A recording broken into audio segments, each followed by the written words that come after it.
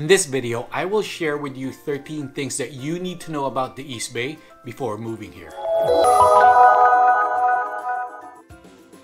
Hey guys, it's Mac Rogers. I'm a real estate broker here in the East Bay. This is Living in the East Bay. This channel is all about living in the East Bay. What is it like to live here? How much does it cost to live here? Property tours, market updates, and things that you might want to know before you move here. We get a lot of calls from people moving in and out of the area and just absolutely love helping people out. Whether that's discovering the East Bay or sadly moving out of here, give us a call, a text, and an email, and we will help you get on with your next chapter. I'm doing this video because I had a client that had asked me what I did not like about the East Bay, and I just started rattling off these things that popped into my head. And she and her husband were they kind of got surprised and asked me if I didn't like living in the East Bay. Well, I do love it here in the East Bay. But just like with any other place you go, there are things that you don't like, and sometimes you just get used to it and live with it. Now, by no means are anything on this list exclusive to the East Bay. I'm pretty sure you find all these negatives in most of the cities around the United States. These are just things that you need to be aware of. They are in no order at all. There's no hierarchy or one is worse than the other. It's just a list. I don't have any answers on how to solve the issues that's on here, but I do try to do what I can to not add on to the problem. The first one is traffic. Boy, this has become a nightmare throughout the years. Even now that we're still technically working from home, there's no school, the traffic seems to have gone back to normal. Let me tell you some of the hot spots in the East Bay that I encounter a lot. Look, if I miss one, let me know below. These are just the regular routes that I take that personally affects me. First is a little part of 880 between Highway 92 and Union City. This little stretch of freeway, whether you're going northbound or southbound, is either slow or just in a standstill. I mean, we're talking about all times of the day. It's just ridiculous. Once you pass Union City, if you're southbound, or you pass Highway 92 when you're going northbound, the traffic starts to flow again. Then you have 238 and 580 headed to the Central Valley. On a regular day, the traffic starts late afternoon. From Castro Valley all the way to Livermore, the traffic is stop and go from commuters going home. On a Friday, years ago, 580 would be a parking lot starting around 3:30 as people wanting to go home early. Now, around 1 p.m., the traffic is already bad. It seems like everybody wants to go home early and get their weekend started. Other hotspots around the East Bay that I regularly encounter are the following. The area around 680 and Highway 24, that also is a little hotspot, especially again during rush hour. After that, the next hotspot is 680 and 242 interchange headed to the Delta to Antioch, Brentwood. Then you have the Cul-de-Sac tunnel. Every time I pass this tunnel, I feel like I'm gonna just get stuck in there if there's a big backup. But to me, the absolute worst is Highway 80 west going into San Francisco. I can't begin to tell you how many times I've passed this area and it seems like that it's always backed up. It seems like everyone is always going to San Francisco. You know, I ride my mountain bike a lot into Marin County, so on the weekends that I go to Marin, on the way back when I cross the Richmond Bridge, I have to pass through this stretch of Highway 80 along with the people going to the Bay Bridge and crossing into San Francisco. It's always traffic from Berkeley all the way to the bridge. Bad news is that I only get one lane to be able to merge into Highway 580. So these are, for me, the hot spots that I always deal with. I'm sure there are countless others out there that I did not cover. You know, like Hesperian Boulevard, Crow Canyon, Castro Valley Boulevard, Mission, Danville Boulevard. Do you have any? Comment below, please. Another thing that you need to know about the East Bay is that it's expensive. I know you're probably saying, Matt, that's a given, it's Bay Area, right? Well, the reason I bring this up is that there are a lot of people from the peninsula or from San Francisco that have this misconception about the East Bay when it comes to cost of living. This is particularly true when it comes to housing.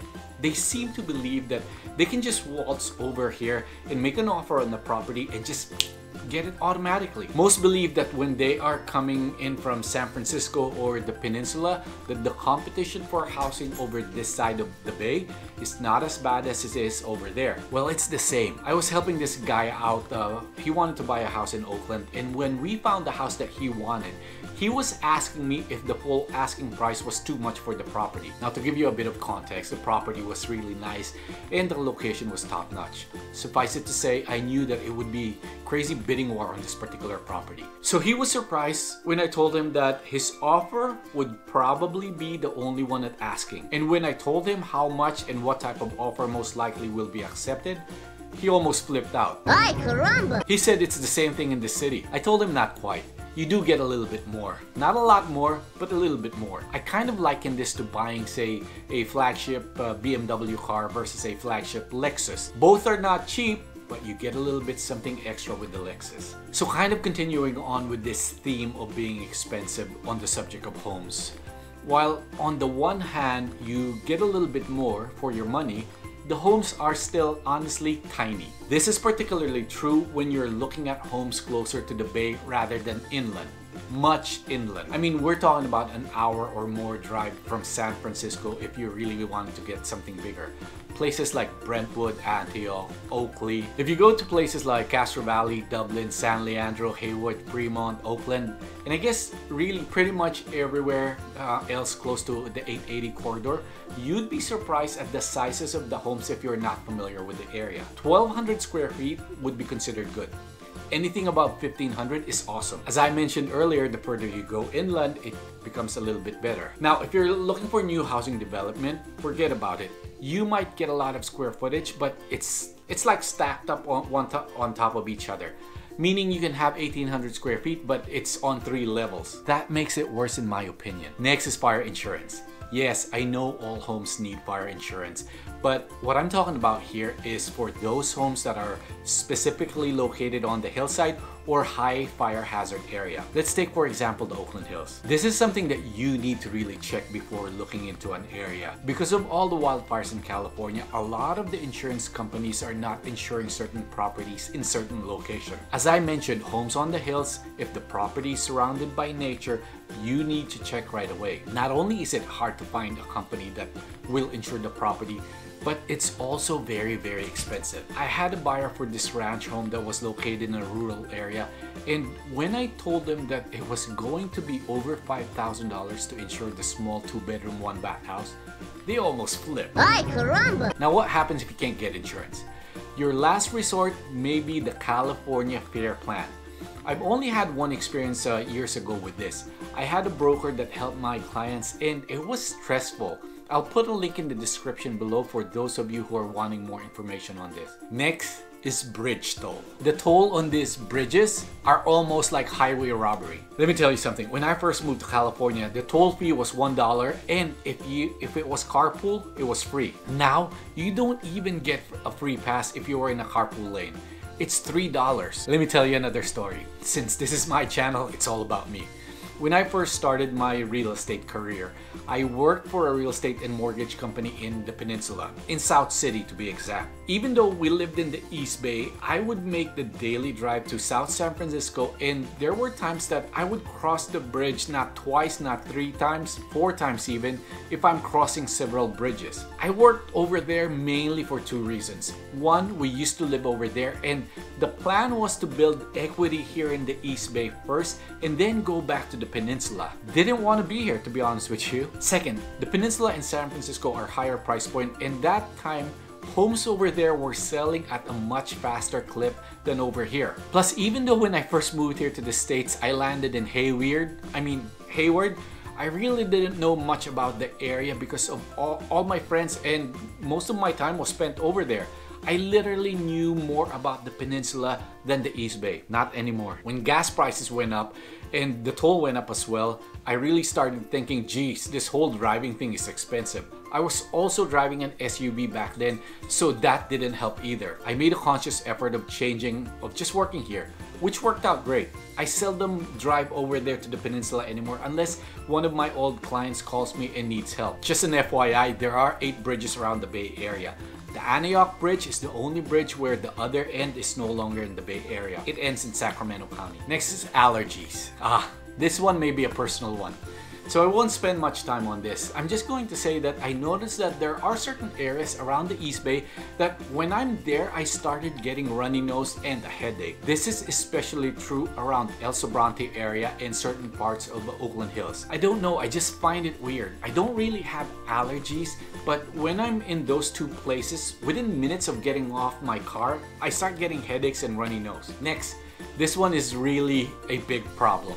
Let me first start with a disclaimer. This is an observation. It is not a critique or in any way judging, and frankly, I don't have any solution for it. And it's homelessness. What used to be a San Francisco thing is now all over the Bay Area. If you drive the 80 freeway going east, you see them along the freeway. You go into Oakland and Berkeley and they're everywhere. The interchange between 880 and 238, they're there. In Castro Valley, underneath the freeway, you have a homeless encampment. Some of them, I kid you not, in Berkeley, I saw solar panels. As a society, as a Californian, this is embarrassing. Our leaders keep on bragging that we have the 5th largest economy in the world. Imagine if we had the 6th. Would it be worse? There are church organizations that are stepping up, which is good.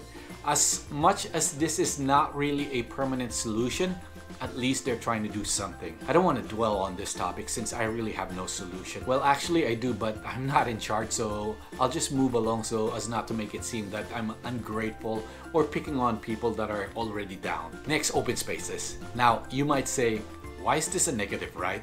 There are a lot of wonderful open spaces around the East Bay.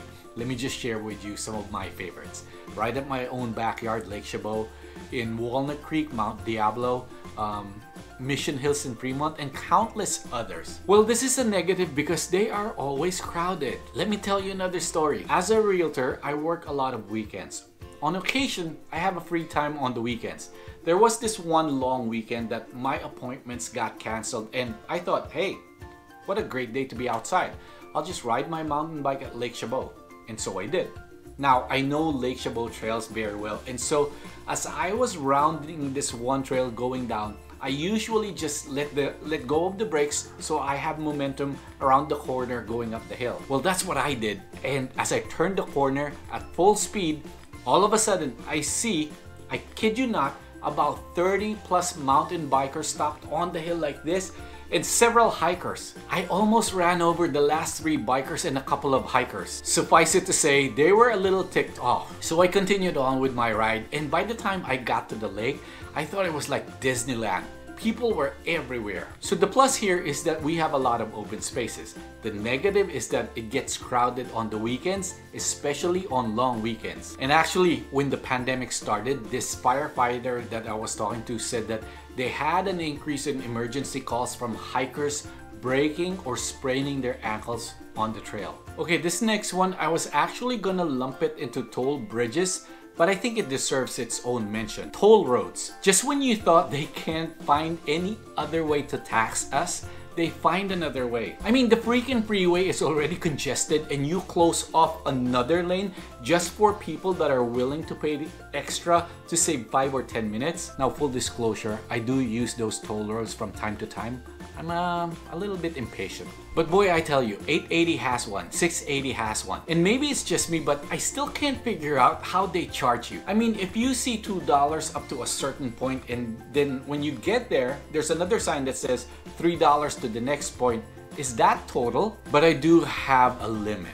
One time I was with my daughter and I told her I'll use the toll road because it was only 75 cents. Which, by the way, that means that the freeway was actually moving. And then we hit Union City and it said $6 to Hesperian Boulevard. And I was like, no way! I mean $6? This state is really ridiculous when it comes to taxing its constituents. Next are rents. This is kind of like buying a house that I mentioned earlier. While it's certainly cheaper if you come from San Francisco and the peninsula, but what is cheap? I go back to my analogy of buying a BMW as opposed to a Lexus. You can either look at it as being cheaper or you get more value for your dollar. There are a lot of apartment complexes that are close to the BART line that you pay a premium. I heard people say that, yeah, I'm paying the same as San Francisco prices, but I do get a lot more. So to each his own, I guess. On to the next gripe. It's filthy. Now, this may be subjective, but I'm talking about here is litter. I ride my road bike in a lot of places, and it never ceases to amaze me how you can just find sofas, TVs, and other crap along the side of the road. This is particularly true in more rural roads like Redwood Road or Crow Canyon. I mean, what is going on through the mind of these people? Dumping this crap on the side of the road. You know, I blame the parents of these people. I mean, how else can you be an adult and think that this is okay behavior? Most likely they grew up with crappy parents, morally bankrupt, and just have no regard and no respect for order. And the agencies that are supposed to be patrolling these areas, when do you come and clean it? There's an app where you can take a picture and say where you are, and then it reports it. I think it's called Mobile Citizen. I reported one about a year ago, and the trash is still there. Now, who's in charge? What else do we need to do? It doesn't only apply to garbage being dumped on the side of the road. It's also just general littering. Again, how is it that someone just thinks that, oh, this candy wrapper I have, I'll just live do it, take it. I mean, who thinks like this? I'll tell you, the same people that I mentioned. Next time you're on the freeway or your local neighborhood with the trails, just pay attention and you will be amazed at how much littering goes on. Now, one more thing before I move on. You know, mountain bikers are always being vilified for not being allowed to use certain trails. There's actually one particular group that always opposes mountain bikers, and it's the sheriff. They always oppose opening up new trails to mountain bikers. But let me tell you this, mountain bikers, or a lot of mountain bikers, actually volunteer to fix trails and clean up trails. And also, I have never met or seen a mountain biker leave trash on the trail. Not like hikers. That's right. Who else is on the trail? You know who you are. And also, I never met or seen a mountain biker leave trash on the trail. Next are people. Now, don't get so riled up with this one. I'm not picking or pointing out a particular group of people, but this is more of a generality. I know not everyone is like this, and if you fall in this category and you get upset with it, well, chances are you're probably that person. Because the region in general, there's no mincing words about this. It's more affluent, cash-rich area, a very diverse area, highly skilled professionals, and highly educated population. With, let's face it, like I said, lots of money, you encounter a lot of snobbery. Add to this cultural differences and language barrier, and it really feels that way. There is a certain attitude, not a lot of people, but there's a certain attitude of entitlement. Also for me, it doesn't help that the media keeps magnifying our differences, and also this label of, like in my case, I'm a Filipino American or a Chinese American or an African American. To me, it should be I'm an American of Filipino descent. I mean, aren't we all here because we love this country and want to be part of this country? Why not start with what we have in common? I don't know. I'd like to hear your thoughts on this. I think the last one I want to share with you is crime. Now, before I continue, let me say that if you want to check crime data, check out the FBI website. You can also check out neighborhoodscouts.com. Those two sites have information regarding crime statistics. What I'm about to share with you is more anecdotal, and frankly, I'm not compiling nor have I done extensive research on this. This is mainly around Castro Valley, where I live. From social media posts to news posts that I see, it seems that property crime is really going up. Just in Castro Valley, I see several posts about catalytic converters being stolen or mail being discovered somewhere else, or even video capture of people stealing stuff. Some of these videos that I've seen online are frankly brazen. I saw one that was posted on nextdoor.com. It was in the middle of the day on a busy street. Someone just parked their car and started opening up the toolbox behind a pickup truck. I mean, they don't even wait for the cover of darkness. What scares me even more is when I hear of home invasions.